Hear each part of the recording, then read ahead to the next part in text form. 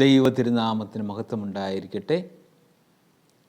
Powerful miracle prayer. വിശുദ്ധ ലൂക്കോസ് എഴുതിയ സുവിശേഷം 18-ാം അധ്യായം 27-ാം വാക്യം. അതിന് അവൻ, മനുഷ്യരാൽ അസാധ്യമായത് ദൈവത്താൽ സാധ്യമാകുന്നു എന്ന് പറഞ്ഞു. അതിന് അവൻ, മനുഷ്യരാൽ അസാധ്യമായത് ദൈവത്താൽ സാധ്യമാകുന്നു എന്ന് പറഞ്ഞു.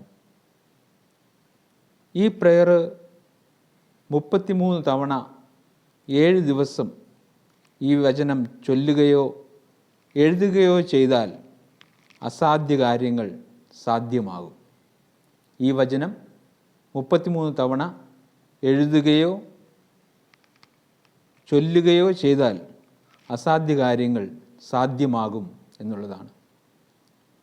ലൂക്കോസ് എഴുതിയ സുവിശേഷം 18-ാം അധ്യായം 27-ാം വാക്യം. അതിന് അവൻ, മനുഷ്യരാൽ അസാധ്യമായത് ദൈവത്താൽ സാധ്യമാകുന്നു എന്ന് പറഞ്ഞു. വിശ്വാസത്തോടുകൂടി ഈ വചനം ഏറ്റെടുത്ത് പ്രാർത്ഥിക്കുക. നിങ്ങളുടെ ജീവിതത്തിൽ ദൈവം ഒരു അത്ഭുതം ചെയ്യും നിശ്ചയമായിട്ടും. അതിനുവേണ്ടി പ്രാർത്ഥനയോടുകൂടി ദൈവസന്നിധിയിൽ സമർപ്പിക്കാം. ദൈവം അനുഗ്രഹിക്കട്ടെ. ആമീൻ.